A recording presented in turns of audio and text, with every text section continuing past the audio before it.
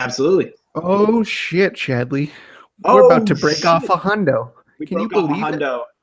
I cannot believe it. I cannot fucking believe it, dude. This is the 100th episode of Movie Epidemic. Holy shit. When did we start doing this? 2014? Is that right? Is Yeah, that it's been right? a couple of years. Holy It's been a shit, couple of yeah. years. Holy shit, yeah, Which 2014. makes sense because we almost do one a week, so like 52 Yeah. weeks. It's pretty close. Yeah, I mean, ish. Yeah, around. We miss a week here or there. Yeah, well, I would say we did a lot less. We did about less in 2014, and then in 2015 we did like fucking 6 a week. So Yeah, in 2015 there were so many episodes. I'm so sorry if you're a fan of the show in 2015. There was just too much content. there was a lot of content. Yeah, now there's a steady stream of content. I feel we try to get as much out to the masses as we can. But this is episode 100 of Movie Epidemic. Man, there's just so much. I like doing this podcast, Chadley. It's like it takes everything I like about the concept of a book club, except for I don't have to read any books. I can just watch a film and then yell about it. Yeah, absolutely. And then we get to talk about how much which finger is in a movie, which movie is Liam Neeson. Yeah, I'll throw out some stats just because. Yeah, it's the episode 100. I don't even know you're the only one who looks at the stats, so I don't know them at all. I just come in and pray to God people are listening. So on YouTube we have 95,000 views. That accounts for all 800 videos we have, but that's like the episodes range from like 20 to 100. I think a couple of them have like 700, which I don't know what happened there, but someone must have been passing it around or something. Hey, they're like, hey man, this guy, these guys don't stop talking about Liam Neeson's witch finger. So that's pretty good. We've hit 200 subscribers on YouTube. Hit about we don't have a lot as many on iTunes. We got like 60 subscribers. I think that's but pretty like good. More people we don't really. iTunes. Am I correct? We don't really push that quite as much. I think a lot of people actually listen on YouTube now. Oh, okay. God bless you guys. God bless you. Which is better for us because we actually get money from that. So. Yeah, and I know that we don't have a lot of listeners, but the people who do listen, God bless you guys. Well, there's definitely people, because I do get tweets occasionally of people like referencing silly shit we said on here. So there are people listening, and I do appreciate that. It's not like this is more for us though, really, to recap. Yeah, absolutely. It's a push for me so that I can watch every movie that comes out every year. Yeah, it also, I think, for me, I like doing this show because it helps me work on my improv and just comedy in general. I think we've gotten a lot of good bits out of this show, Chadley. And I think that's there's some good jokes. I really appreciate that. Yeah, God bless you. God bless me. And I get to catch up with Chadley every week because other than this, we're not really very good friends, so we don't talk very often. But yeah, we haven't hung out in over a year and a half, probably. Maybe it's maybe a business not. relationship. That's fun. Yeah, absolutely. I'm celebrating. Let's talk about these brews we got here, Chadley. Why don't you go first? Why don't you tell me about your brew? This is a Velvet Fog from Wild Rose Brewery. It's just down the street from me, so I usually like to support local. This is a very good unfiltered wheat ale, so gets you pretty fucking trashed because it's a light beer, but it's like unfiltered, so it's like wheaty. It's good. What's the percentage on that bitch? Let's see. It's like 5, but 5. All right. Let me tell you. It is a craft beer, so they get you more fucked up. Let me tell you about what I got here. This is called beer. I don't know if you ever had beer. Our boy Lauxie was telling us about this. Yeah. This is $7 for a 6er.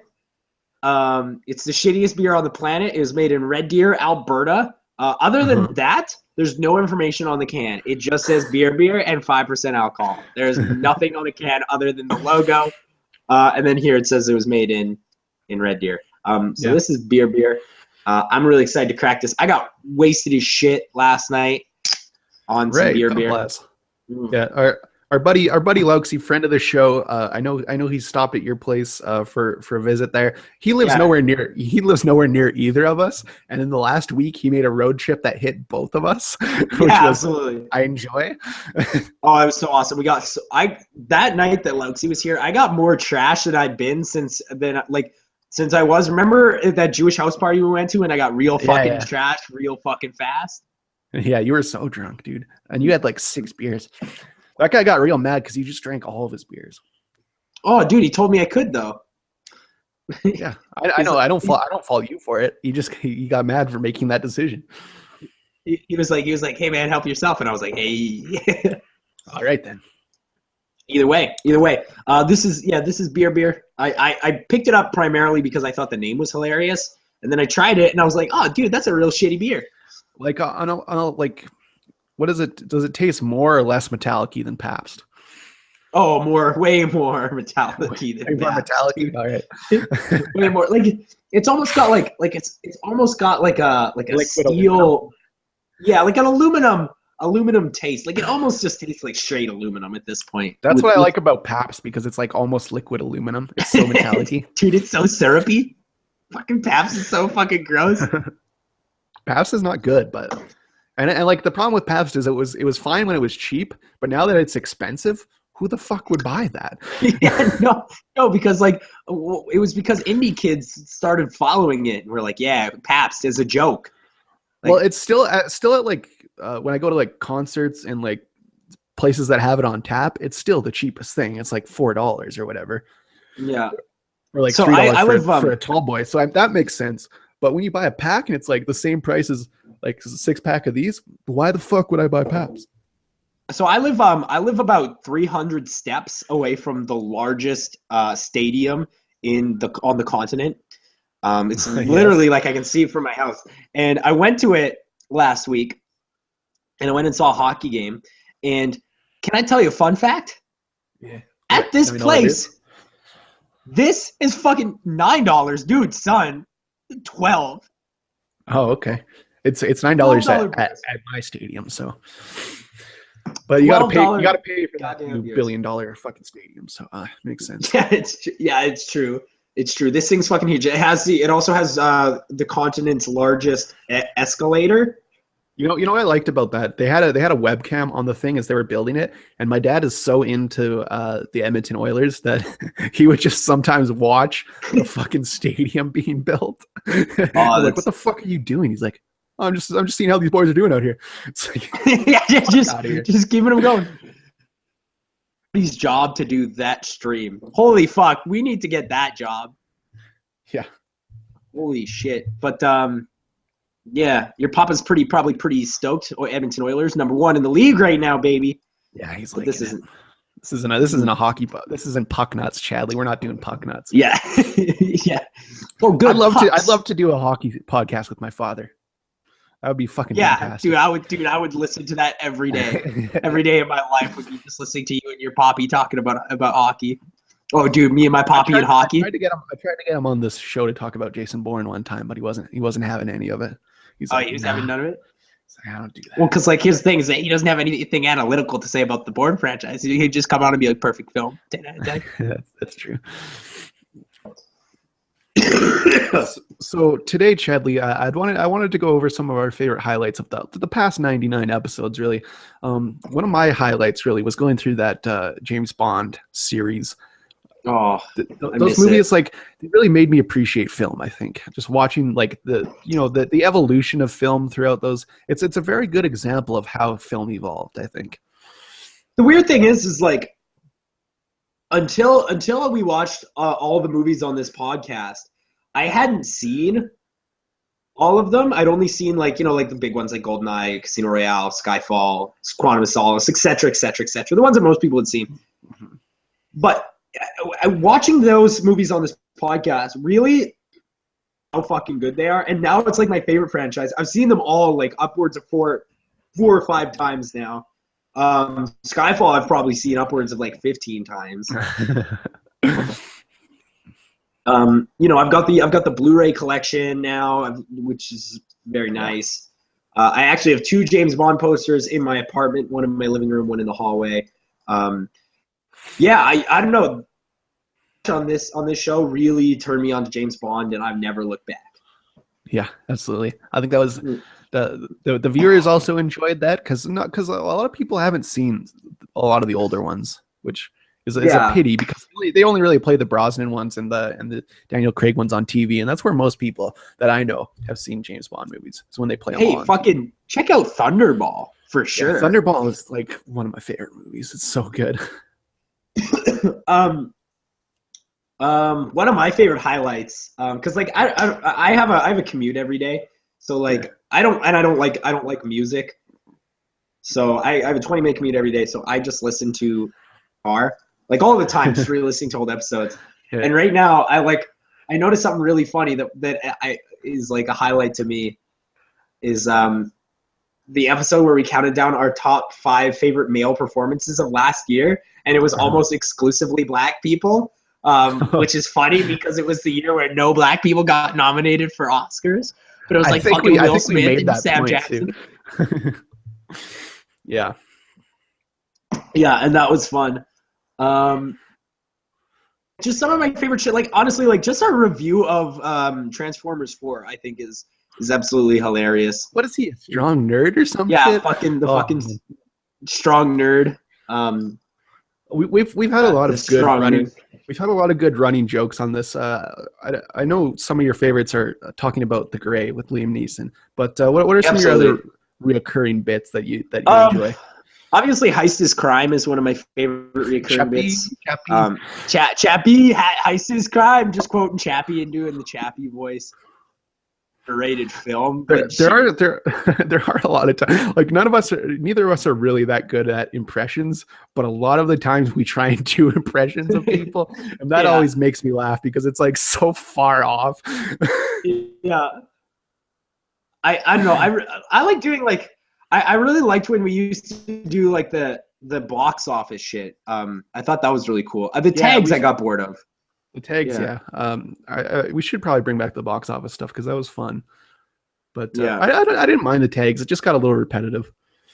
Yeah, absolutely. It came to a point where we just done so many tags. It's like the problem was we got too good at figuring out what the tags were. So yeah, exactly. So it wasn't fun anymore. It wasn't a game. One of my personal favorite reviews was when we trashed Tomorrowland. That was one of my. I remember that episode. That was a while ago. That's a good one. We fucking just trashed George Clooney because in the movie Tomorrowland, because I always remember thinking this is funny. In the movie Tomorrowland, George Clooney's love interest is like a 10-year-old girl, and I just remember fucking trashing him for that. I would say out of this year, my favorite thing to review has to be Batman versus Superman. We had so much content on that episode. It ran over for like 3 episodes because we just kept talking about it. Yeah, absolutely. I also am looking forward to talking about Suicide Squad in a similar yet not as critical vein as Batman versus Superman. Have you seen Suicide Squad yet? No, I'm waiting for the pod. Okay, yeah. It's interesting. I want to go into it fresh because I watch so many movies, so I'm gonna save it till like right before we talk about it. Oh, okay, all right. That's fair. I don't know. I'm just trying to think back now. Obviously, talking about The Grey is fucking. I think before we'd hit like episode 10, we already had like 4 hours on The Grey. The Grey was that's a big one that we've always kind of talked. What's interesting about this podcast is that like this is just shit we used to talk about anyway, so it's hard for me to remember what I've said on the pod, so that's why I'll do the same bit several times because I don't remember if I've done it on the show or if I just did it talking to Chadley one day. I don't, because we've got 5 hours of us talking about The Grey, but there's also 5 hours of us talking about The Grey not on pod as well. Yeah, it's true. Like, yeah, it's buck wild. I'm just thinking about like one thing I like is when we make references to something that like we didn't talk about on the pod, but I thought we did. So I'll just go into a bit that doesn't make sense to anyone. Because people have tweeted me about that before. They're like, "What the fuck were you talking about during this section?" I'm like, I don't even know. Yeah, I'm just trying to think about like, I don't know. I've discovered a lot of movies on this podcast as well that I really enjoy that I don't think I would have watched otherwise. I don't think I ever would have seen like the end of the tour if it wasn't for this podcast, but I really like that movie a lot. I agree. I probably wouldn't have seen Carol. I don't know if I enjoyed Carol though. That's the problem. Like, because that movie's universally loved. And I'm just maybe I didn't. Yeah, 93%. I don't know. Yeah, 93% on Rotten Tomatoes. I probably would have skipped a lot of these these blockbusters too. Like I don't think I would have seen Ghostbusters, and like I know like it seems like negative because when we were talking about it, yeah. Here's how I say it. It's like I'm always talking to people about movies because I love movies so much, and people are like, when you watch a movie, you talk about how much you hate it, and I'm like, okay, well let me tell you something. If I watch 200 movies in a year, one of them is worth it to me. That's fucking worth it to me. To be able to comb through 200 shitty movies to find something really good, and it's like the whole good and evil thing, right? You can't have one without the other.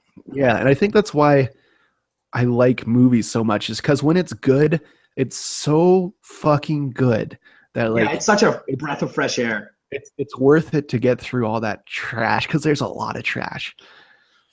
Yeah, it's like, oh, I had to watch Ridiculous 6, but great, now I get to watch Hateful Eight. You know, you know what? One series, like we do take on series from time to time now, and I really enjoy that because it gets me, like the Planet of the Apes, for example. Yeah. I like the Planet of the Apes, but I hadn't seen all of them, and now I really appreciate them because of absolutely, because of the attention to detail we went into on some of those reviews. I think the Planet of the Apes stuff was some of our best work, honestly. Mm-hmm. I totally agree. As far as the series that we've done, I really like doing the James Bond, and I really like doing the Planet of the Apes. I wasn't so hot on doing, because that just got really repetitive, I felt. What? Sorry, you cut out there. What was it? Friday 13th? Sorry. No. Friday the 13th I loved, although that did get repetitive as well. But the Marvel stuff. That was tough. Like having to watch one of those. I'm glad they're out of the way now, though. So that can go into our own personal canon, and we never have to worry about that. Yeah, we'll never have to watch that franchise again. And like there are a lot of franchises that I haven't seen. I won't. Franchises that I haven't seen a lot of movies in that I would really like to.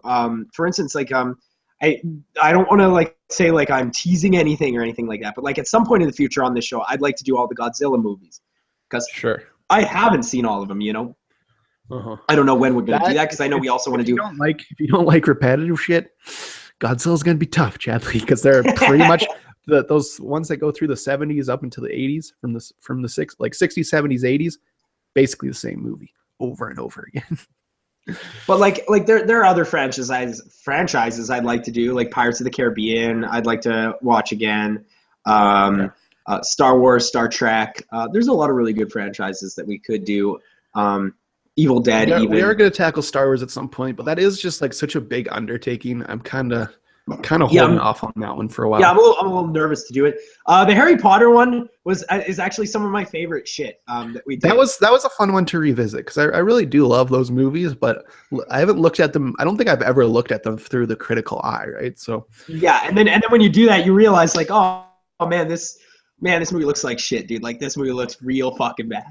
Like that, I would have never thought about it until I watched it critically. But like going back to it now, I will never be able to think about that movie again without thinking about how shitty the CGI on that troll looks, dude. Yeah, that's true. And the snake CGI in the second one, like it's so bad. And Dobby, holy shit, Dobby looks bad. Yeah, I do. One of my favorite aspects of this show is watching great movies, but one of my favorite things to talk about on the show is terrible movies, Chadley. I think we get the best content out of terrible movies, and that is a problem with film criticism today, is people get a little too cynical on it, but that makes for the best comedy, honestly. So yeah, and you know, like honestly, like people are always like, "Oh, you're so critical." I have so much fun in the movie. It's like the whole Room thing, like the Room and Troll 2 and like the Birdemic thing. It's like all that shit, right? It's just fun to make fun of a shitty movie. The thing I hate the most on this podcast is when we watch an average movie, because then there's no real opinion we can form on it, and there's no side we can take.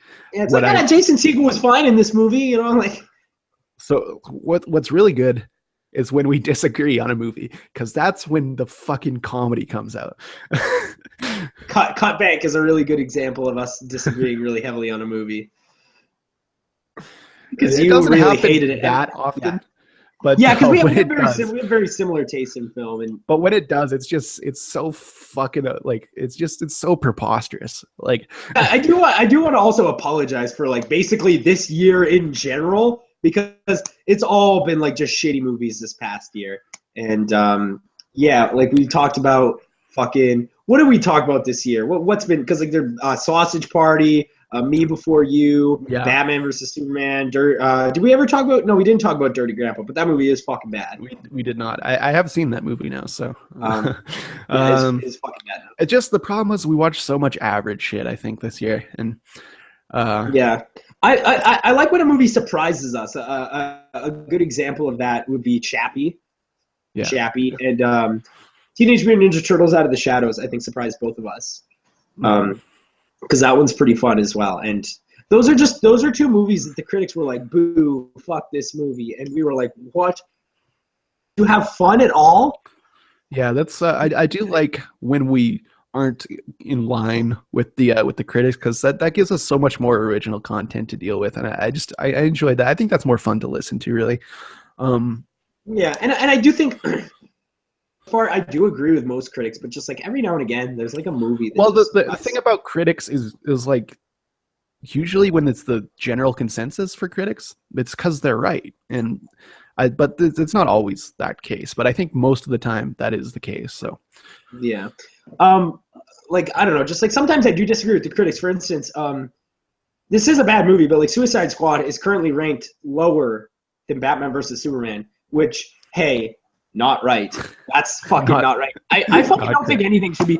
I think Batman, I've said this 1,000 times this year, and I'll say it again. I think Batman versus Superman may very well be the worst blockbuster film ever made. That might be true. It's very fucking bad. Like, it's very bad. Yeah, but we've gone back and forth on Batman vs Superman a million times. Yeah. So maybe one last thing before we get into our top 50 of all time here. I do get, like, we do cover a lot of blockbuster shit and mainstream shit. That's just to get people's ears usually, but we do cover a lot of obscure shit too. And I've gotten a lot of tweets from people like thanking us for like introducing them to some more obscure shit that we talk about. So I think we have awesome. A good balance. I think we have a good balance here, and I think we'll just keep doing it for the next 100, and hopefully, hopefully we get more listeners. So when we hit episode 200, we'll do the top 50 worst films of all time. Ooh, that's not a bad idea. Ooh, so, shit, son. So you want to start this top 50 films of all time? Yeah, this is gonna get buck wild in here. We're gonna be talking about a lot of movies. My number 50 is a movie not only we've talked about many times on the show, we've already talked about it today. I just really wanted to talk about it, and I didn't know where else to throw it on my list, so I just put it at number 50. My number 50 is The Grey, with Liam Neeson. Okay. Absolutely love this movie. Wolves Don't Give a Fuck About Fruits and Berries is one of the best scenes. It's fantastic. Yeah, and you know what? And like we joke, and it honestly sounds like we're being satirical, and in some ways we are. But this actually is a good movie. I love The Grey. Yeah, it is a really well-made movie. Very beautiful to look at. You never know. Maybe. So yeah, I put number Grey at number Grey. Wow, I put The Grey at number 50. Because I wanted to talk about it, but I didn't know if I really wanted it on like a top 49. Yeah. The thing you'll notice about my list, it's probably, there's a lot of movies that you would guess that I like on here, which is fine. Wes Anderson. Yeah, there's some Wes on there. There's some, but I tried to throw in some things that maybe people wouldn't gather. So we'll see what we can do here. My number 50, probably my only sports movie on the list. It's Paul Newman's Slapshot. I really like Slapshot. Oh shit, yeah, you've talked about this before. I do talk about it almost every time we bring up sports movies. I think it's the perfect sports movie, and I think it's a perfect comedy, really. So it's so weird because like I'm a huge fan of hockey, and like I've never seen this movie, or maybe I haven't. This is one of those movies I think I've seen. Yeah. Like it was probably a long time ago. See this. When it comes to sports movies, like team sports, I mean, obviously there's Rocky. That's a great sports movie, but yeah, absolutely. when it comes to team sports movies, they're all kind of like hosiers and like not really very good. Yeah, it's mostly just like the main character gets upset and leaves halfway through the movie, but then he comes back because he cares for his team and teamwork and they win. When it comes to Slapshot, it may be the typical sports formula, but the way they go about it is so much more hilarious and respectful than pretty much any other sports movie I can think of. So Slapshot's my number 50. What do you got for number 49 there, Chadley? My number 49, it comes from a man that we talked about many times on the show. We absolutely adore him. David Cronenberg. Ooh, I love the Berg. Cronenberg. This is The Fly. Jeff nice. Goldblum. The Fly at number Brundlefly. 49. All praise Brundlefly. All praise Brundlefly. The scene where Liam Neeson. I'm just running off movies here. Jeff Goldblum's face just starts melting and he turns into the Brundlefly. Look, you're not going to find a better scene like that in cinema, honestly. Yeah, that's good. Cronenberg, one of my highlights of maybe my life is seeing this 32 millimeter on the big screen. I'm so jealous you saw this. I would pay any amount of money to see that again. It's fucking unbelievable on the big screen. And the good thing about The Fly is that it's an advanced concept told in a simple way. And I love movies like that. Because it is really a Cronenberg really had shit figured out, and that's what I appreciate about him. Yeah. Whereas I feel the exact opposite. This is a movie that almost made all my top 50, but didn't. I want to talk about it real quick. Videodrome. I feel the exact opposite. Also a very good movie, but it's a super simple concept told in a really advanced way, and I think it works as well, just the same way. Yeah, I agree. So my number 49. The first Japanese entry to my list, 1945 is 1954. Sorry, Godzilla. Gojira. I love Gojira, man. That's a technical masterpiece. It's so great. Yeah, we were talking about it a few minutes ago, and you can still see the influence of Gojira on cinema today. It's absolutely. It's 62 years later, and we're still toting off this one movie. A good example of it is the most recent Shin Gojira. Yes, we have to talk. Should we talk about that next week? Tune in next week. We're going to be talking about Shin Gojira because that's a really good movie. But we'll be discussing it. But yeah, you can see there is a demand for movies like the original Gojira even today. People see this Gareth Edwards shit and they're like, this is not. Well, the thing about Godzilla is it is a political statement about nuclear bombs, and the fact that they made Shin Godzilla a statement about current politics, I think that's perfect. That's exactly what we were looking for. Exactly. You know what we weren't looking for? Aaron Taylor Johnson in camo pants. Yeah, who gives a shit about that? What's your number 48, Chadley? My number 48. My phone keeps turning off automatically. My number 48. Gilliam, my friends. This is 12 Monkeys. Ooh, 12 Monkeys. Nice. That didn't make my list, but I love 12 Monkeys. Bruce Willis, Bradley Pitt. Just absolutely fucking annihilating the game. This is a really fun time travel movie. If you haven't seen 12 Monkeys, it's an absolute must watch. It's in the same universe as Brazil and Zero Theorem. Both of those are less good than. Yeah, both of those are less good. I've actually never seen Brazil. I don't remember who it was, but some critic that I really respect recently said it was his favorite movie of all time. So I do want to check out Brazil. You'll like Brazil. It's good. Yeah. It's a good movie. Oh, that's another thing that before we go any further, disclaimer to anybody listening to this: we haven't seen all the movies. Oh yeah, I haven't seen every movie. This is just my out of the ones I've seen. These are the ones I like the most. So, for instance, one movie that I like, one movie I've never seen, but I know would have been on this list had I seen it. I've never seen Clockwork Orange. I don't know why. What? I don't know why. Kubrick is my Clockwork Orange. Yeah, fucking Kubrick's my favorite director of all time. I've never seen Clockwork Orange. I have to check that one out. I was actually going to watch it today. That was 2.5 hours, so didn't have time. That's on my list, but we'll talk about it. All right, we'll talk about it. We'll talk about it a little later. Yeah, we haven't seen. My number 48, my favorite Werner Herzog movie. This is Fitzcarraldo. I don't think you've ever seen this movie, probably. I have never seen this movie. As long as I've lived. Fitzcarraldo is nobody really talks about it because it's a really early Werner Herzog movie, but it's so crazy. It's about this guy who he wants to make an opera theater in the middle of the Amazon jungle, and they Herzog is so crazy. He actually went to the Amazon and did all the effects practical, and they try and get this fucking giant steamboat over a mountain, and they actually fucking do it with like fucking ropes and pulleys and shit. Fucking Herzog's the fucking craziest person to ever live, and that's why I appreciate Fitzcarraldo more than any other movie. Is it Herzog on the directing, or is it Herzog on the chops? It's Herzog directing and Klaus Kinski on the chops. Okay.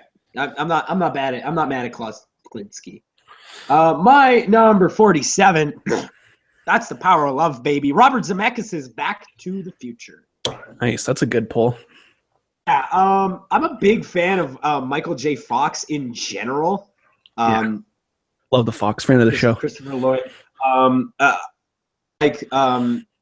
One thing that I really like is recently there's a TV show that's out right now that's currently running that's based on Back to the Future called Rick and Morty. Fucking sort of. Yes, it is sort of. Fucking watch that shit because that is unreal. But Back to the Future, really fun. Christopher Lloyd, crazy as hell. This was like when Christopher Lloyd first started getting crazy, and it's just been rolling downhill ever since the 80s. That's one of my favorite like family movies. My dad loves it too. Thing is Christopher Lloyd has been old longer than I've been alive. Yeah, that's true. But yeah, definitely, Back to the Future is a good movie to watch with your fam jam. So it's on a lot during the holidays, so check it out then. My number 47. I'd feel bad without getting some John Carpenter on here, so I'm going to toss The Thing. As my number 47. This one just barely missed my list. There's a lot of movies that barely missed my list, but there's a lot of good movies out there, man. Yeah, I had to omit One Flew Over the Cuckoo's Nest, Green Mile. I can't quite recall. Whatever. I'll think about it and we'll talk about it later. John Carpenter's The Thing. This one barely missed my list. I love The Thing so much. It's like it's a perfect horror movie, really. So yeah, absolutely. I don't think anybody could watch this and not be completely terrified. Honestly. Yeah, it's great. Fucking amazing soundtrack. John Carpenter's like he's the all-star. He's the fucking well-rounded fucking Mario director. It's the fucking Mario Super Smash Bros. Stats director. What was I gonna say? The Thing is one of those weird examples where the original film looks like tenfold better than the remake. Yeah. I'm gonna go take a piss. Why don't you talk about your number 47 there, Chadley? Okay. Well, before you go, just you can just hear what it is. My number 46 is 12 Angry Men. Okay, another 12 movie. Another 12 movie. Yeah, we're getting 12 crazy. Back in the 50s, people were really into movies with white dudes in them. So, why not make a movie with 12 white dudes sitting in a room talking for 3 hours? Hey, sounds pretty fucking boring, doesn't it? It's actually not at all boring. Basically, these 12 guys, they're on the jury for a murder case. And they're going through all the evidence. And one guy, played by Henry Fonda, believes that this guy is innocent. But they can't leave this fucking room until they all say this kid is innocent. So the whole movie is just these 12 dudes in a room, and they're just like Henry Fonda's just knocking them off one by one, just convincing them that this kid's fucking not guilty. It's insane. But yeah, I mean, it is just white guys, right?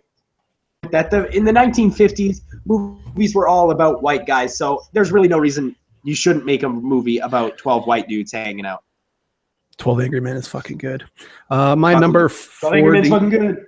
My number 46. One of my favorite sci-fi films, starring Harrison Ford. We got Blade Runner.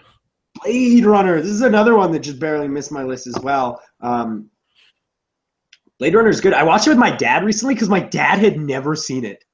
Yeah, which is it's wild. It's pretty much peak sci-fi. The set design's so good, and I just love Blade Runner. It's yes. I never turned down a chance to watch it.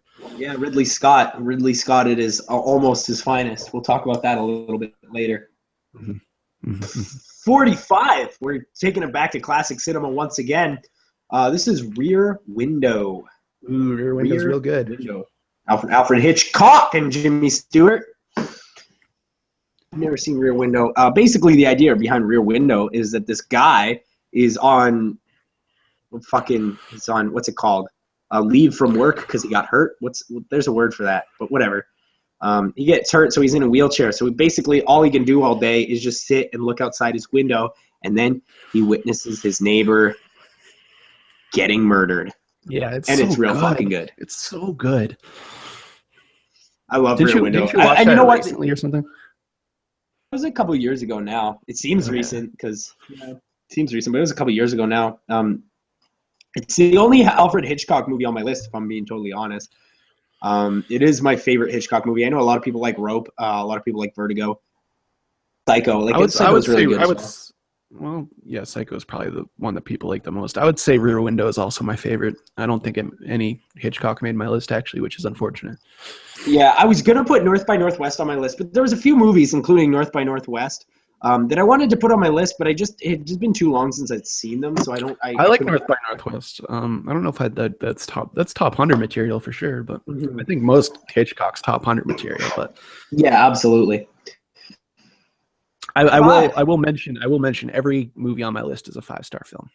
Yeah, absolutely. For me, so including The Grey. Yeah. My number 45. This is probably one of the most recent movies on this list. Let's tear up that dance floor with Ex Machina. Ex Machina. This is another one. Man, our lists are going to be more different than I thought. Just like given this first 5, I think our lists are going to be way different than we think they are. Ex Machina is absolutely excellent. Little Donald Gleason. A little bit of Oscar Isaac. Donald Gleason. Oscar Isaac, man.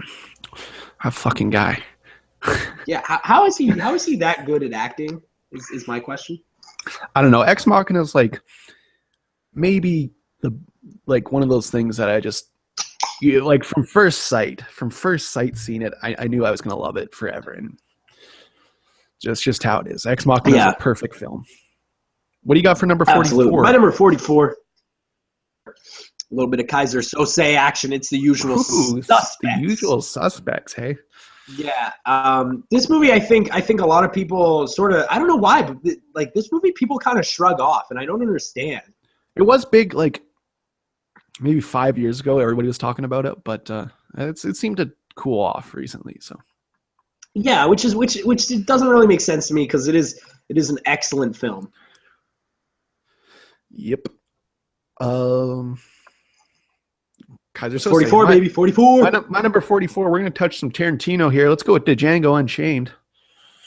Django Unchained, baby. I love Leonardo DiCaprio in this movie. I think everybody's always real quick to talk about how good Christoph Waltz is in this movie, but Leonardo DiCaprio is real fucking good in it. Yeah, he's good, man. Leo fucks, dude. He fucks. Also, I think this is the first movie, maybe other than Collateral, where I was like, oh shit, dude, that Jamie Foxx fellow can act. He's real good. Collateral. I've never been mad at Jamie Foxx though.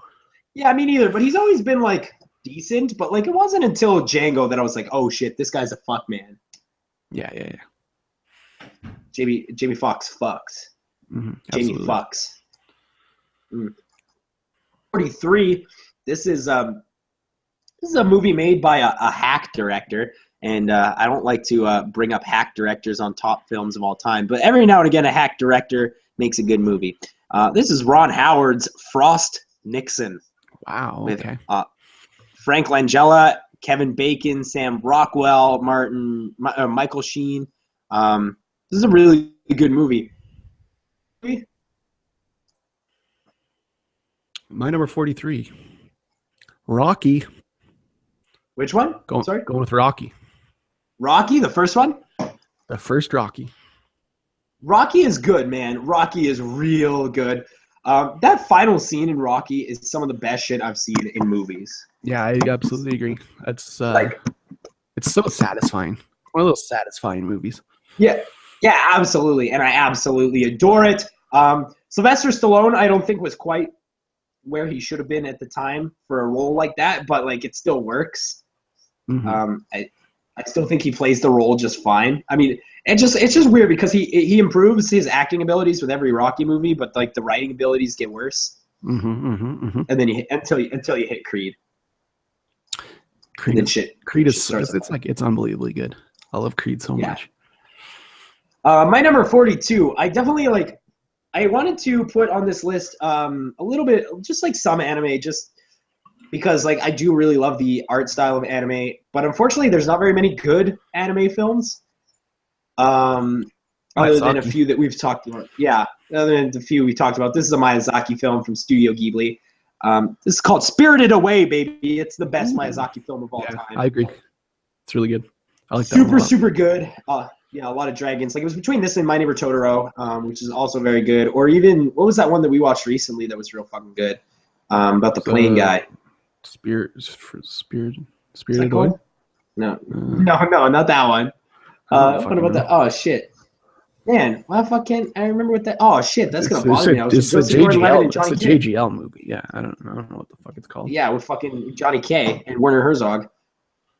Oh, yeah, Herzog is in it.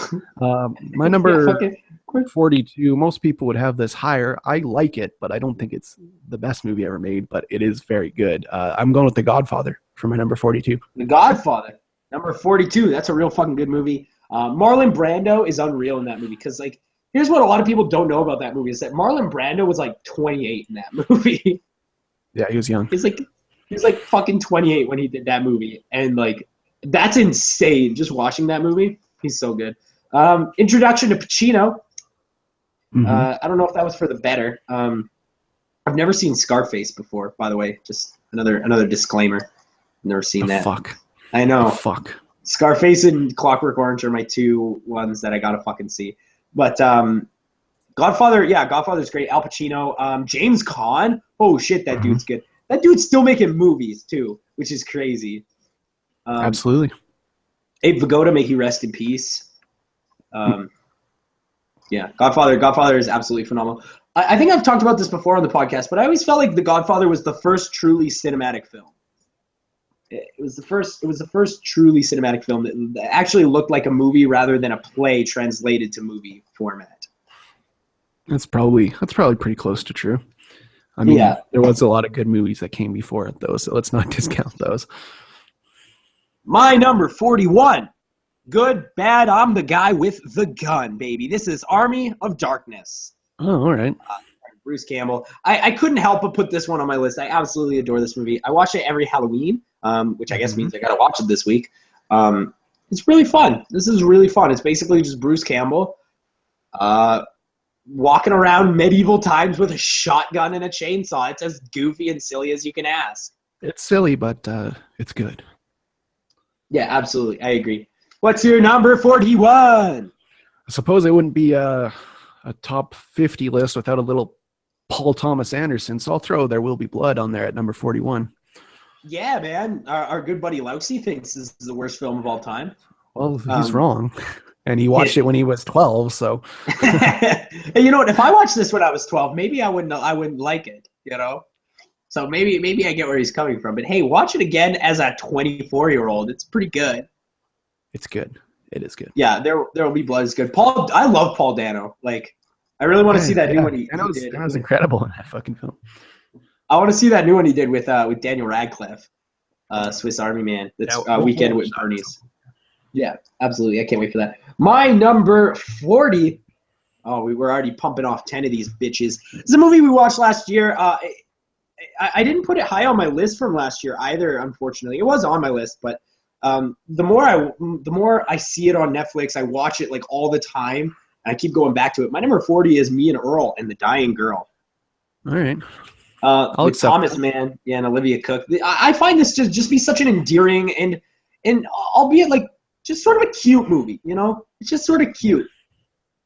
And it's fun and easy to go back to. It's very sad. It's very heart-wrenching. And sometimes you kind of need a movie like that. Absolutely.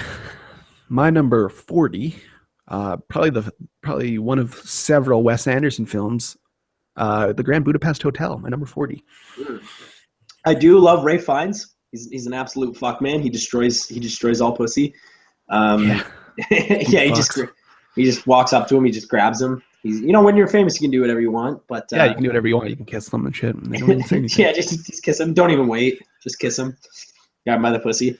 Ralph Fiennes is absolutely amazing in this movie. Jeff Goldblum is in this bitch too. I love it. Who else is in this? Bill Murray. Adrian Brody. Adrian Brody is the funniest part of this whole movie. And I don't think I've ever said that about a movie, but it's definitely Adrian Brody is the funniest part of this movie. Totally agree. My number 39, this is a movie that I imagine is going to be way higher on your list. than it is on mine. My number 39 is the Coen Brothers, The Big Lebowski. Yeah, that's pretty high on my list, but it's incredible.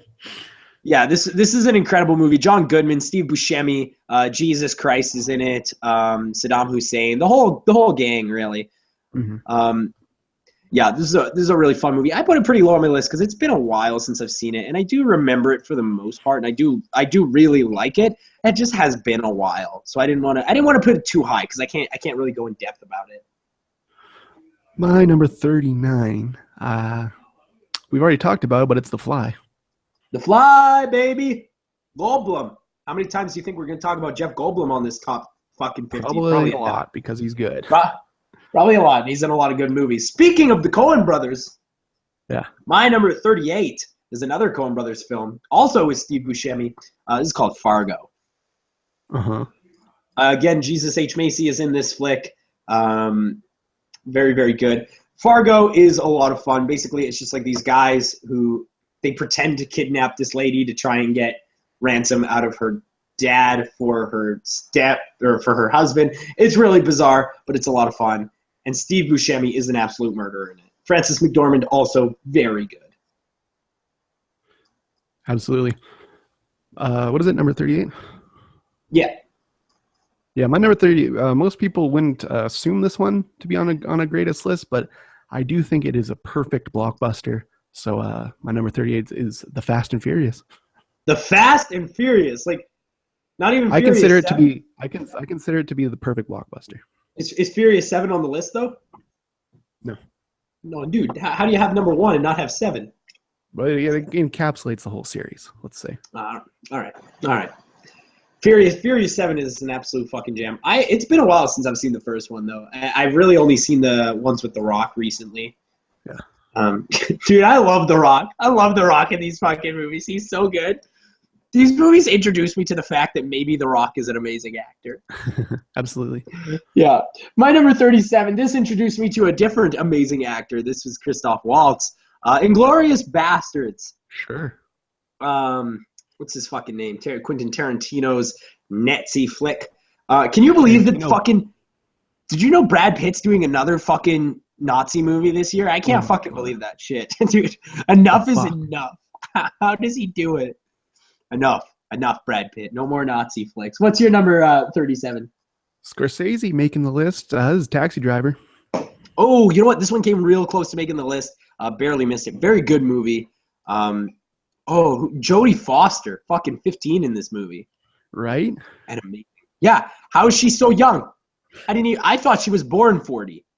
Yeah. I thought she was fucking just born out of Anthony Hopkins' Silence of the Lambs lippy loom. What do you got for 36? My number 36. This one's on here for no other reason than nostalgia. I'll admit it. My number 36 is Toy Story. Okay, sure. This is an absolute fantastic animated movie. I do really like a lot of the themes that are in this movie, as well as a lot of the performances. Tom Hanks, I think, was a perfect cast for that character. Tim Allen, on the other hand, maybe someone else. But yeah. Probably not Tim Allen. Hey, I think fucking George Clooney should have been in that role. Like I've thought that for years. I was like, why Tim Allen? That should have been George Clooney. Are we fucking serious? Why Absolutely. Is that not George Clooney? Preposterous. My number 36, a comedy film that I think encapsulates friendship better than any other film ever made. I Love You, Man. I love you, man. Oh, dude, yeah. I do love I Love You, Man. I think it's the best comedy ever made. You think it's the best? You know what? It's not best modern comedy. It's not on my list, but it almost was. I honestly believe the best modern comedy is 21 Jump. Yeah, that might be true. But I mean, just like in a classic comedy standpoint, I think I Love You, Man is the best modern comedy. Yeah, all right, I'll give you I Love You, Man. I ain't mad at I Love You, Man. My number 35. This is another movie from our good friend Quentin Tarantino. This might be a lot higher on a lot of people's list, but this is 35 for me. It's Pulp Fiction. Sure. That's coming up on my Fiction. List. Johnny Travolta, Sammy Jackson, and Bruce Willis. How fucking good is that? That's a good cast right there. And it's really the aesthetic for this movie that really brings it out, because it's like it's such a unique aesthetic while not being like weird. You know what I mean? Yeah. Like it's not a weird looking movie, but it's unique. Mm-hmm. I like it a lot. My number 35, we've talked about on the show many times. Tom Cruise's Top Gun. Top Gun, really? Oh yeah. Oh shit! We never even mentioned this earlier when we were reminiscing, but I forgot we used to talk. It's been a while since we've actually talked about Top Gun. That's true. But the thing is like the Top Gun joke came and it went. The gray joke stayed though. The gray joke will never fucking die. Yeah. Gray joke will never die. My number 34. We talked about it right here on the show. It's straight out of Compton, coming straight from the underground. Ooh, yeah, that's a great movie. Fucking O'Shea Jackson Jr. This movie's awesome. I feel the need to say like this movie's great, but like obviously it's great. It's on my top 50 favorite movies of all time. What's your number 34? Silence of the Lambs. Let's get some Silence of the Lambs on here. Oh shit, we came so close to making it official. Number 33 on my list is Silence of the Lambs. We came so fucking close to making that official. Silence of the Lambs. Change some shit? No. Just try moving around. Silence of the Lambs is absolutely fantastic. Anthony Hopkins. That's one thing I always found weird about this movie is Anthony Hopkins got the Oscar for Best Actor in this movie. I'm not really in it that much. Not really in it at all. Yeah, barely in it at all, if anything, honestly. And then Christoph Waltz got Best Supporting Actor for Inglourious Basterds, and he's in that movie more than anybody else. Yeah. So, fuck you, Academy. And then Rooney Mara got nominated for fucking Best Supporting Actress last year. Get fucked. You dumb. You're dumb as shit. Fucking Ethan Hawke, get out of here. What's your number? Number 33. This is kind of the dad trilogy I got going on here, so I'm going to throw The Bourne Identity as my number 33. Bourne Identity. The full trilogy? The full trail? I'll give it to the full trail because none of the other ones are on here. So yeah, I have the full trail on Blu-ray for every time my dad visits because my dad will literally the weird thing about my dad is that he's seriously so adamant about never rewatching any movie, but he will watch the Bourne trilogy fucking at the drop of a hat. Why is that exactly? That I don't because there's just a lot of movies, or that he doesn't want to have his opinion changed. No, I think there's just a lot of movies is I think his thing, but like he'll watch it. But if he watches a movie that's based on a book before he reads the book, he'll watch the movie again after he reads the book. Ah, I see. But he'll watch the Bourne trilogy at the drop of a hat. I don't fucking understand it at all. It's a dad thing. Yeah, I guess so. They love it, dude. It's so weird. It's just such a strange phenomenon because every dad loves the Bourne trilogy, and I don't like they're fine. They're good action movies, but I don't know what makes them different from any other action movie. They're fucking they're I don't know. They're a generation-defining action film. I don't know. My number 32, full film in backwards mode. This is Memento. Sure. We talk about how Christopher Nolan isn't quite as smart as he thinks he is. Well, he's not, but he still makes some pretty good fucking movies. Yeah, he makes good movies. Yeah, Memento is definitely a good example of that. Except Guy Pearce is the worst ever. I hate him. I hate Guy Pearce so much. I mentioned one time that I don't like him, and they're like, "You should watch more Guy Pearce movies." I'm like, "That's not gonna fix it. That's gonna make it worse, if anything." Yeah, if anything, that'll make it worse. Yeah. What's 32? I want to keep the dad theme going, so I'm gonna put Die Hard at 32. Oh shit! This one also just barely missed my list. I made the whole list with the help of my girlfriend this morning, and she was like popping off like movies I should throw on the list, and I had like a bunch of cue cards, and I was fucking placing them in random places. I had like a whole map. You're like hunting down a serial killer. There's like red string across your apartment. Yeah, exactly. It was exactly like that. But Die Hard was one of the cards I had to discard. But it was written down on a card, so it was initially going to be on my top 50. Rest in peace. I love Die Hard. Perfect Christmas movie. Yeah. Could not make space for it. Here with my father with a couple of Crown and Cokes in the basement. Crown and Cokes and some ciggies. Some Stogies and some Crown and Cokes and Die Hard in the basement on Blu-ray. God bless. Oh shit! I remember last year it was on DVD, was it not? Oh, it's always been Blu-ray. It's been Blu-ray. Okay. It went from VHS to Blu-ray. Okay, straight from that's a good jump though. Yeah, that's a good jump because now you're really noticing the difference. Because if you go from VHS to DVD to Blu-ray, the difference isn't that great. Yeah.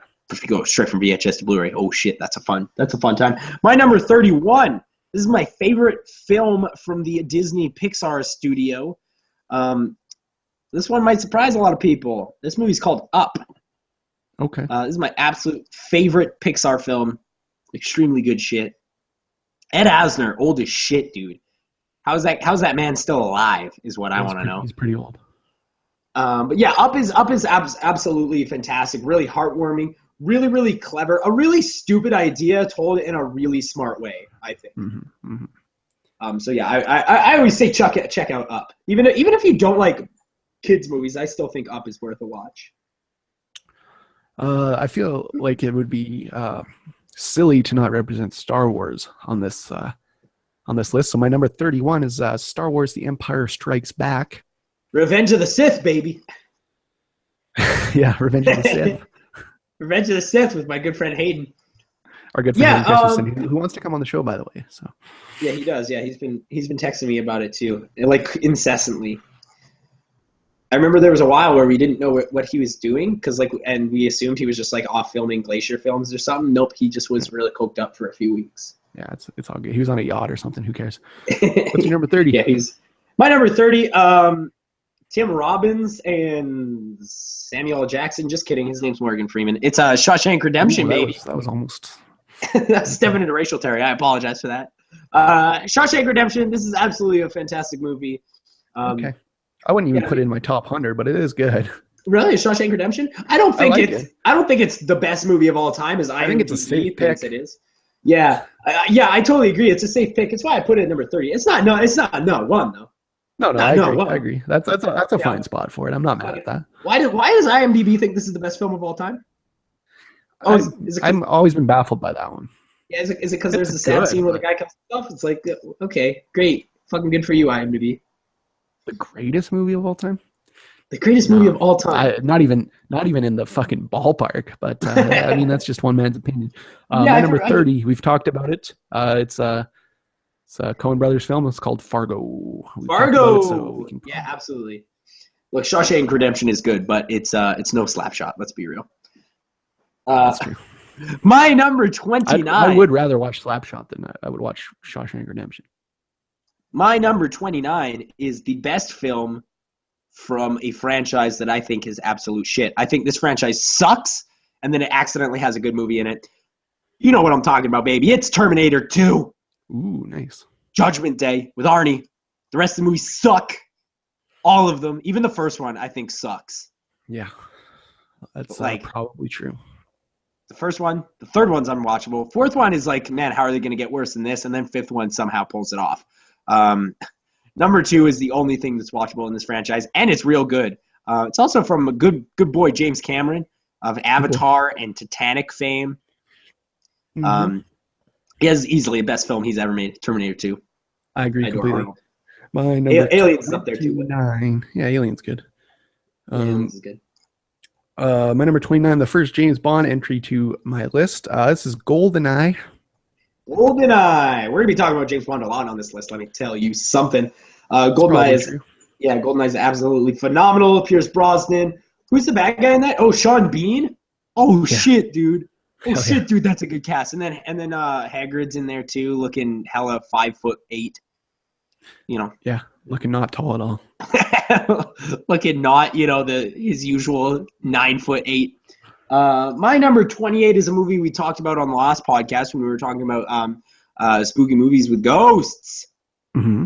It's The Shining. Ooh, The Shining. Shining. Kubrick. The Coob. Best director of all time. We're about to get into a lot of Coob.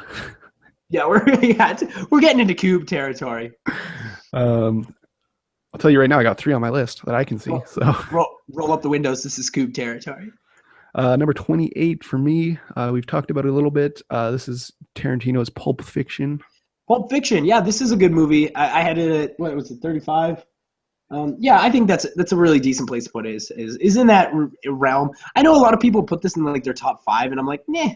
I'll watch a few more movies probably. Yeah, definitely watch some more movies. I will say like my bottom 25 here, they're kind of like, they're not in an exact order. It's just movies that I like. Mine I would say are in an exact order, roughly. but they're all 5-star films, so it was really hard. It's tough. Yeah.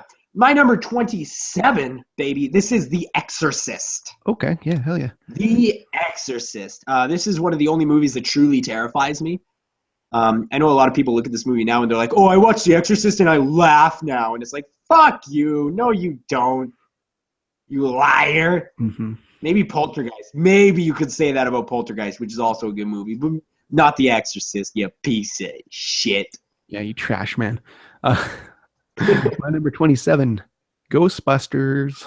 Ghosty Bees. I did not put Ghostbusters on my list at all. I adore it. It's unfortunately. I do. Yeah. It's Harold Ramis absolutely murders that one. It's a great movie. It is a great movie. Unfortunately, I just did not have the space for it. My number 26. It's a movie we already talked about, baby. It's Django. Yeah. Django Unchained. Real good fucking movie.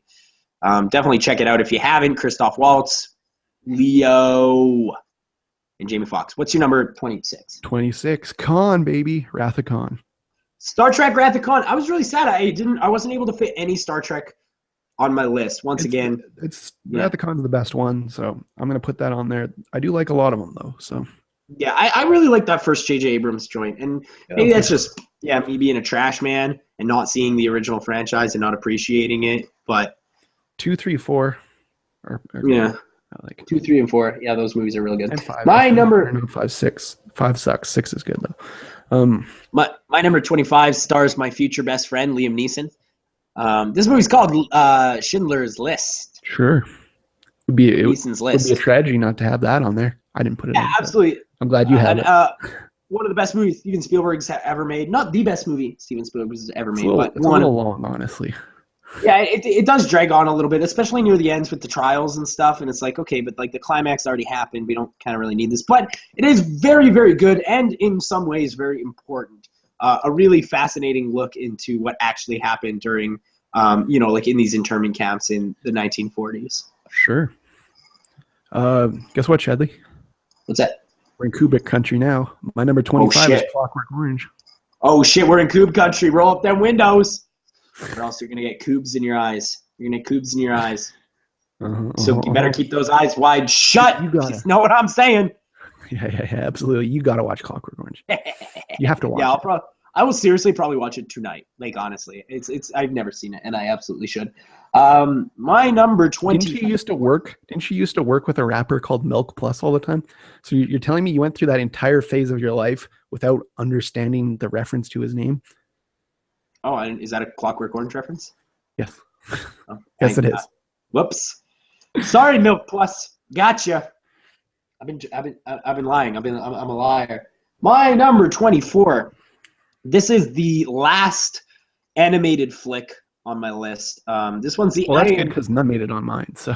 Yeah, The Iron Giant is my number 24. It's the best animated film of all time. If you've never seen it, Vin Diesel, baby. The D's are Vin Diesel and Jennifer Aniston. Bad cast, good fucking movie. Absolutely. My number 24. I gotta fix me up with some Linklater on here. So let's get Dazed and Confused at number 24. Oh shit, son! Some Dazed and Confused. That's a real good movie. All right. I love Matthew McConaughey. Yeah, the rest. I'm looking at my list, man. The rest of this is just like all just fucking phenomenal films. Yeah.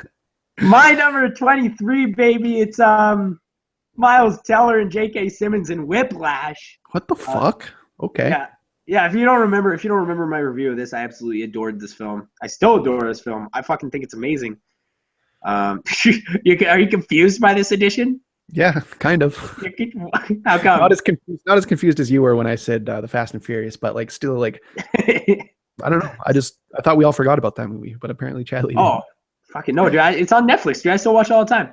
What's your number 23? My 23. Most people prefer The Godfather, but I think Francis Ford Coppola's masterpiece is Apocalypse Now. That's my number 23. You know what? I haven't seen this since I was a kid. This might be worth a rewatch. I think. Yeah, watch the Redux edition. Hey, you know how you were? It's 3 hours. You know how you were confused about Whiplash, and I was confused about Fast and Furious. Yeah.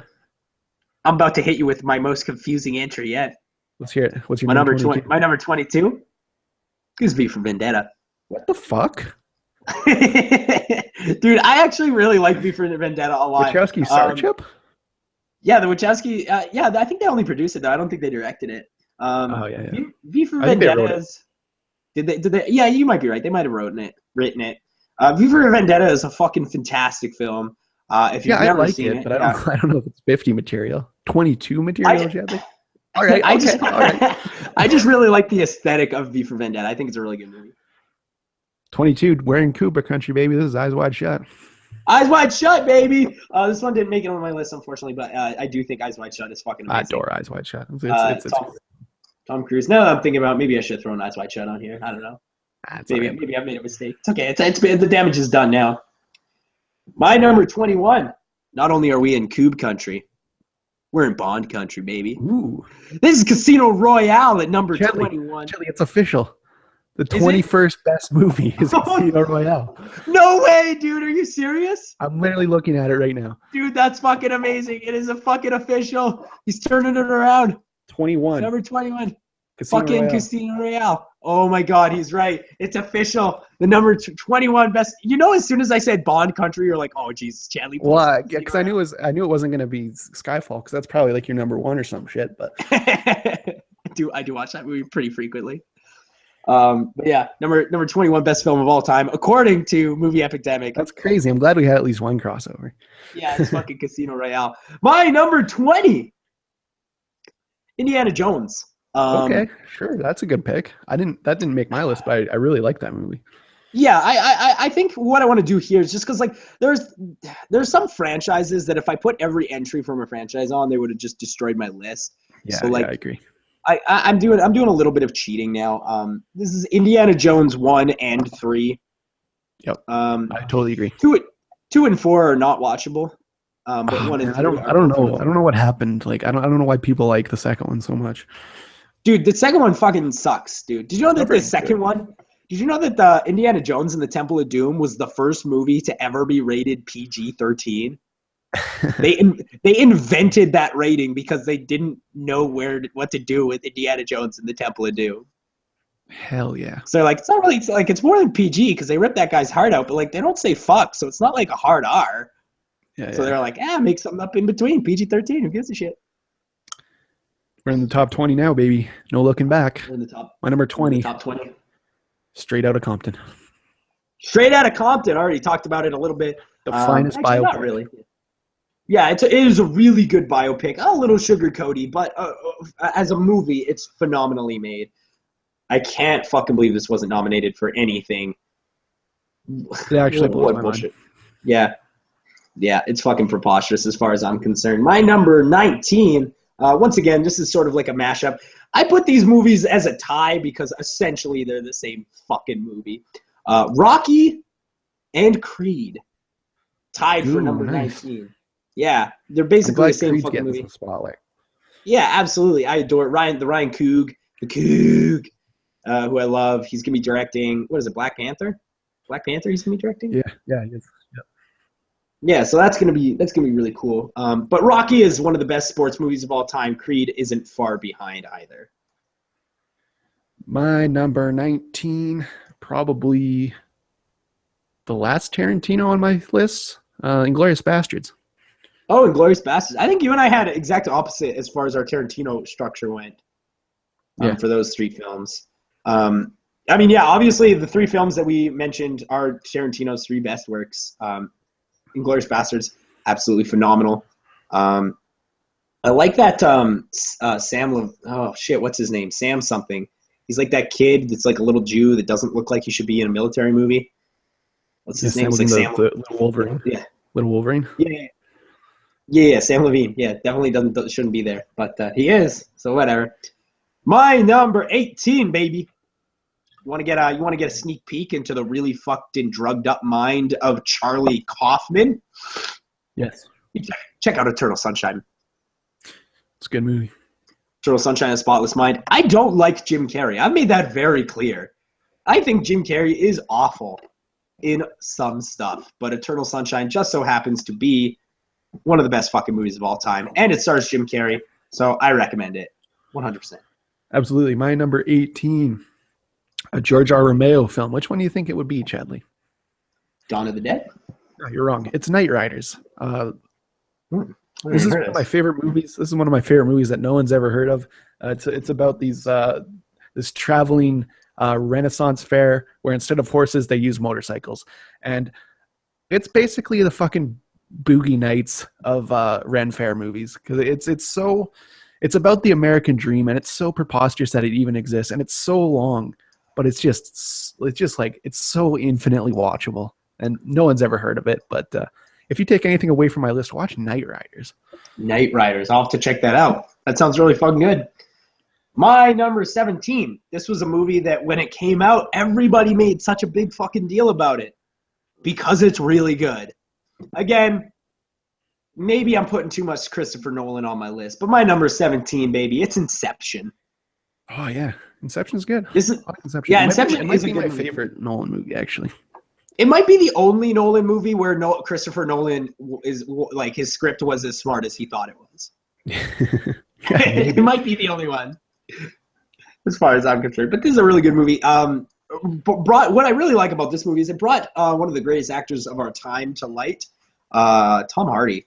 Tom Hardy, man, what a gem! This was what a gem. He'd been in some stuff before, but this was like the first time people were like, "Oh shit! Oh, he's fucking the best ever." Yeah. My number 17, Chadley's favorite movie of all time, Skyfall. Very fucking good movie. Finishing off my 007 at number 17 for the list, but it's still a great series of film. One of my favorites of all time. That's it for 007. Rest in peace. May you rest in peace. Daniel Craig, may he rest in peace. Yep. My number 16. Want to see a movie where Kevin Spacey jerks off? Yeah. Pretty good, man. This is called American Beauty. Oh, I love American Beauty. American Beauty is so fucking good. Sam Mendes directing. Married to Kate Winslet. You know, Sam Mendes gets to go and bang Kate Winslet all the time. That's pretty cool. But American Beauty is really good. It's basically about a sad dad who tries to fuck a bunch of 15-year-olds. Hell yeah. Yeah, it's like that sounds like a really. That's a gross misappropriation, but it is a very good movie. Yeah, it's really good. My number 16, my favorite Scorsese movie, Casino. Yes! Casino. I was talking to people about this last week, and they're like, Casino is often regarded his worst movie, and I'm like, by fucking who? That's so literally good. The best one. Yeah, I like Taxi Driver a lot. I like Goodfellas, but Casino is far and away the best thing he's ever made. Yeah, I didn't get any Scorsese on my list, unfortunately, because I do love Casino.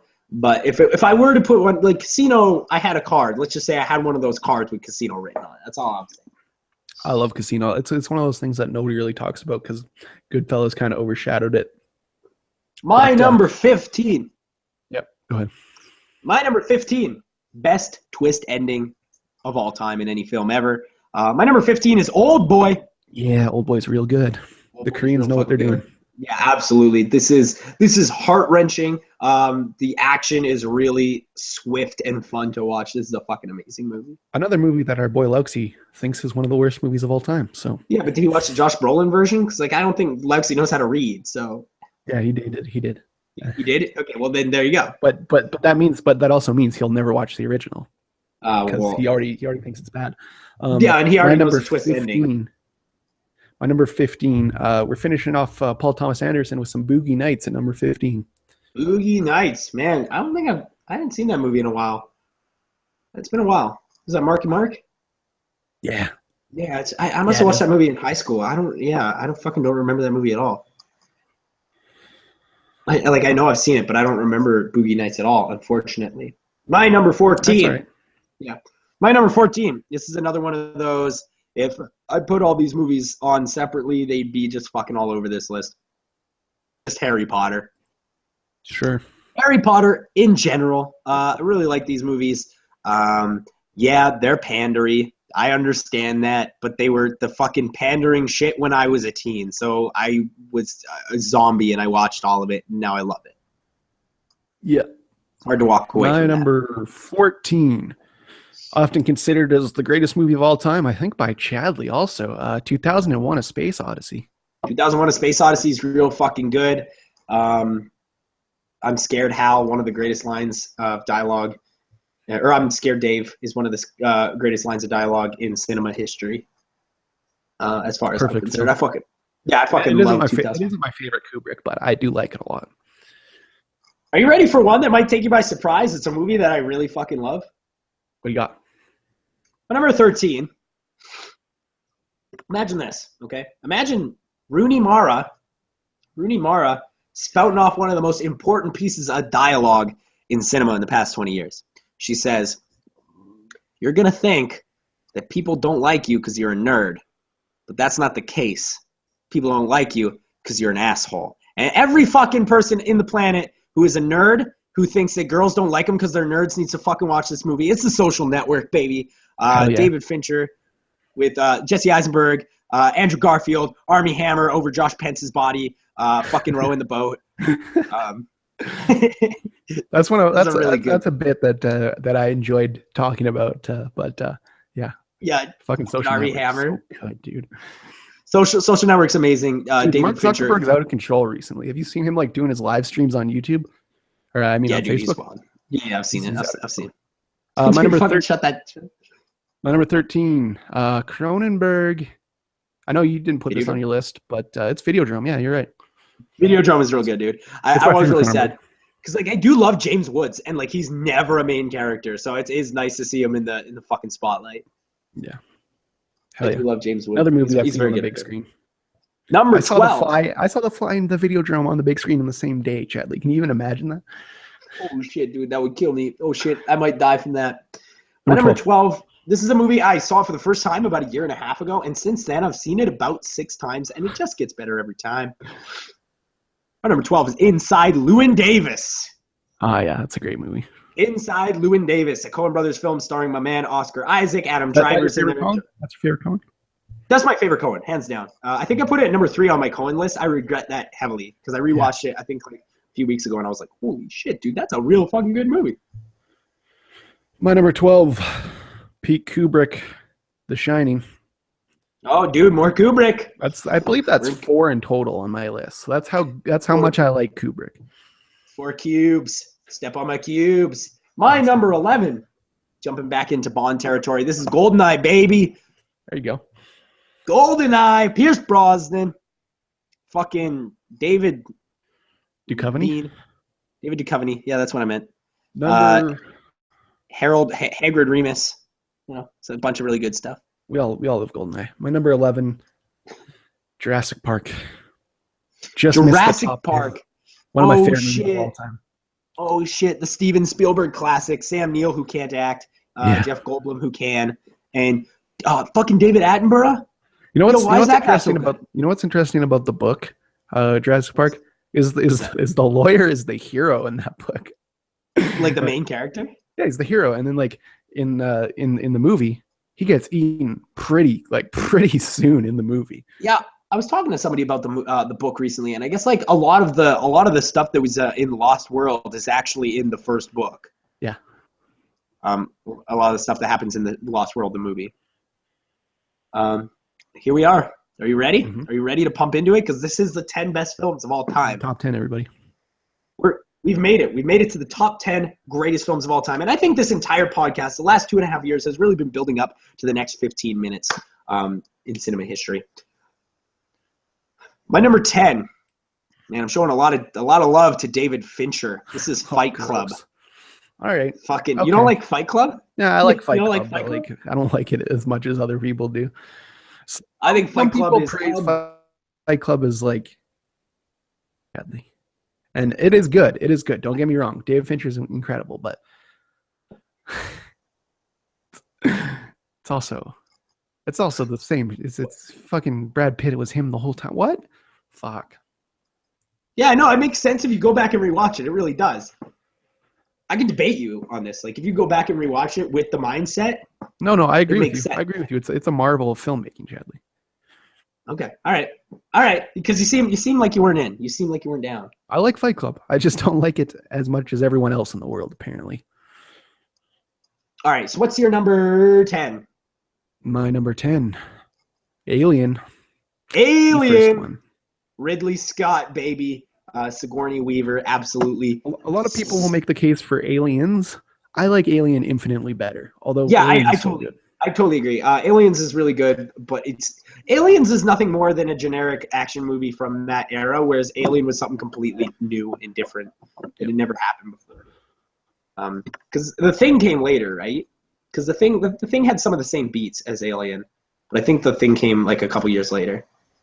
Yeah, The Thing was in the 80s, and I think Alien was 79, so Yeah, 3 late years. 70s. My number 9. This is definitely a nostalgia one, and I couldn't pick a particular movie, so we're doing Star Wars Episode 3 through 7. Okay, that The counts. good ones. The good ones. Yeah. I didn't want to put them all on here because then it would be like fucking Force Awakens, Empire Strikes Back, New Hope. They'd all be like right in this area. So I'm like, fuck it, compress them all, make it one thing, put it here at number 9. Completely fair. My number 9. We love those Koreans. Ooh. Old Boy. It's got to be Old Boy. Yes, I knew this was gonna be on your list. I was almost hoping that Old Boy would also be your 15 though, because I was hoping we'd have a fish. Yeah. Well, we got a fish, so it's fine. Yeah, we got one. We got one of Fish. Casino Royale is officially the 21st greatest film. I'm glad we agree on that one because that's one of the first films we saw together that really got us into film. So. Yeah, absolutely. Yeah. I guess you're right. Yeah, because you and I saw that in the theaters together, like, yeah, that's fucking more than a decade ago. God damn. My number 8. Yeah. My number 8. How would you feel? How would you feel if you were a young man like you and I, and 2 young men, and you wrote a script, and it was your first time ever writing a script, and you accidentally wrote one of the best films of all time? I would like it, I think. Then number 8 is Good Will Hunting, baby. Sure. I love Good Will Hunting. How do you like them apples? I'm still kind of mad at how do you like them apples because that's a terrible line. But to be fair though, that was the first time that joke was ever made. So yeah, well, okay, sure, I'll give you that. And like this movie is good for Robin Williams alone. Like you could cut all the other scenes out and just have it be Robin Williams and still be a number 8. Absolutely, it's fucking amazing. My number 8, probably one of the greatest sci-fi movies of all time. Charlton Heston's Planet of the Apes. Planet of the Apes at number 8. Planet of the Apes. Yep. Is what he's throwing on here. I'm holding my breath. I'm getting ready to talk about Freddy Got Fingered as soon as it comes up in your list. My number 7. I opted to only have one superhero movie on my entire list. Because I'm kind of done with them. But I'm also, there's also good ones. So I threw it at number 7. This is Batman Begins. Liam Neeson. All right, you're going with that one. Hey, you're that fucking guy. Yeah, I'm fucking that guy who loves Batman Begins. Because Batman Begins is a fucking motion picture and Dark Knight is a superhero movie. All right? Fucking Batman Begins is a goddamn... We haven't talked about it at length. You can go check out those episodes if you want to. Man, almost all... In fact, no, every single movie that's on my list now is movies we already talked about. So at this point, we could just pump through it. My number 7, Liam Neeson's The Gray. Liam Neeson's The Gray, no way! Put it way on up there. I've seen it probably 100 times. It's one of the greatest movies of all time. I think it will be a cult classic one day. Liam Neeson's The Gray. Holy shit. Liam Neeson's The Gray. My number 6 is a movie we already talked about. I think we talked about it somewhere in your mid-40s. This is The Godfather. Yeah, The Godfather's great. I absolutely love it. I said it before. I'll say it again. First truly cinematic motion picture in history. My number 6. This shouldn't be a surprise to anyone, but Fear and Loathing in Las Vegas. Man, I did not put this one on my list, unfortunately. I'm a monster. We're in the top 5, Charlie. I should have. This is where things are going to get a little silly on my end, but stick with it. Okay, I'm with you. Can we just assume that your real number 1 is Fear and Loathing, or are these like? No, you'll see. But yeah, okay. I assume Fear and Loathing is one of my favorite movies of all time. My number 5, we already talked about it. This is Ridley Scott's Alien. Alien, baby. Super good movie. I'm just curious. I want to get to yours. What's your number 5? My number 5 is Patrick Swayze's Roadhouse. Get the fuck out of here. Are you serious? 100%. Roadhouse is one of the greatest action movies of all time. Are you fucking kidding me? All right. My number 4 is a movie we talked about like a minute ago. My number 4 is Planet of the Apes. Beautiful film. Planet of the Apes. All right, let's hear it. It's your My number four. The best, one of the better indie films of our generation. Number 4 is Napoleon Dynamite. Dude, come on. We've been doing this for 2.5 years. You're gonna fucking botch it now? No, this is good. We're gonna stick the landing here, Chadley. All right, we'll stick the landing. My number 3, again, a movie. You don't like Napoleon Dynamite. Yeah, I guess. You don't think it's the comedy indie film that defined our generation, Chadley? Is that what you're saying? I mean, 4th best film. All right, my number 3 is a movie we talked about a couple of minutes ago. This is Steven Spielberg's greatest achievement, Jurassic Park. Sure. Absolutely love it, my boy. I'll go with my number 3. It's the Wes Anderson that gets very little attention, but is easily my favorite. The Life Aquatic with Steve Zissou. The Life Aquatic with Steve Zissou. You know what? This is a really good fucking movie. It did barely miss my list, unfortunately. In fact, I didn't get any Wes on my list. Sadly, I was going for the low hanging fruit, the obvious shit. Sure. Because you're a white man. Yeah, The Godfather. Yeah, I'm a white dude. Unlike you. But my number 2. Black, Chadley. My number 2 is a movie you prophesized would be my number 1. It is not my number 1, but it is my number 2. 007, baby. Skyfall. Sure. Greatest action adventure film ever created in my eyes. I adore this film. I'll probably watch it today, honestly. My number 2, The Big Lebowski. The Big Lebowski. There it is. So wait, what? Now I'm confused. Because I thought the whole rest of this list was gonna be joke entries, but then that's like a legit entry. What? But so is Napoleon Dynamite not a joke entry? It's not. No, I'm saying none of these are joke entries.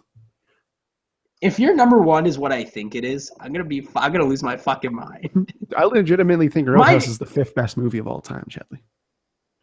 All right, I've never seen Roadhouse. I don't know. I've heard this not very good. So here it is, ladies and gentlemen. What is fucking Seth MacFarlane now? Ted. No, just kidding. Here it is, ladies and gentlemen. The single greatest film in history, according to me. You better roll up those windows, baby. It's Cube Country, 2001, A Space Odyssey, the greatest film ever created, perfectly crafted, perfectly written, amazing visuals, 1967. Yep. That's a fucking amazing movie. It is my favorite movie of all time. If you get anything from this podcast, really, all you can do is just go and get a fucking Cube collection at this point. Yeah, basically. All right, well, you can watch all the movies on our list just by buying a fucking Cube collection. All right. You ready? Ready for number 1, Chadley? The finest comedy of all time?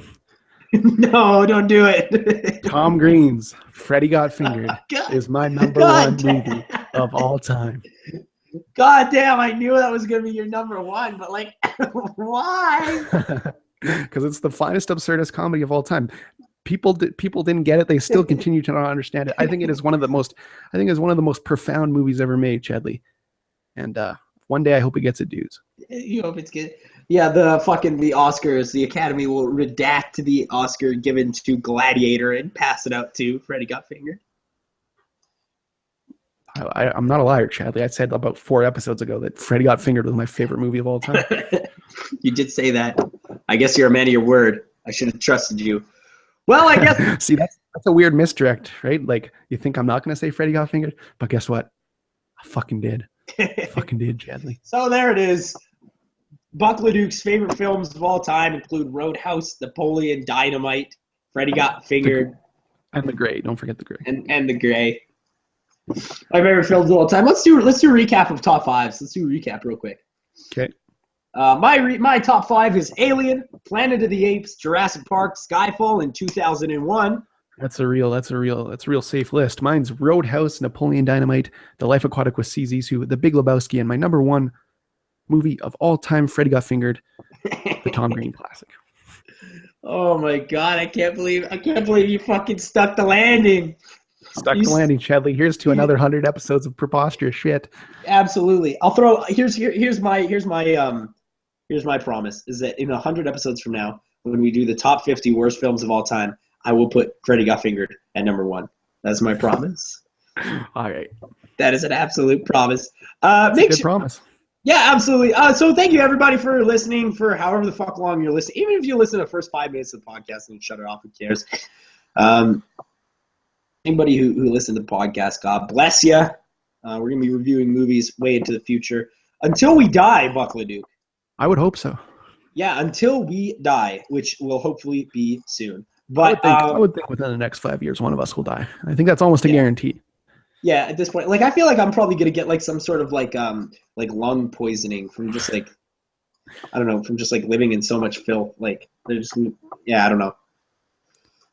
You know, like when your lungs get gross and then your body starts to shut down and then like you get wrinkles, like huge wrinkles at the age of like 28. Like I feel like that's gonna be me. Absolutely, I think that's true. Yeah, can't wait to die. Yeah, looking forward to it. You can review some movies. You can do a live pod for my funeral. Oh, that's not a bad idea, actually. Yeah, actually do a live pod for my funeral. But in all reality, in all seriousness, thanks everybody for listening. Here's to 100 more. Let's go review some fucking movies. Let's go review some movies. I'm happy to break off a hundo. Tune in next week. We'll talk about more movies. Fuck yeah! Watch Fight Club.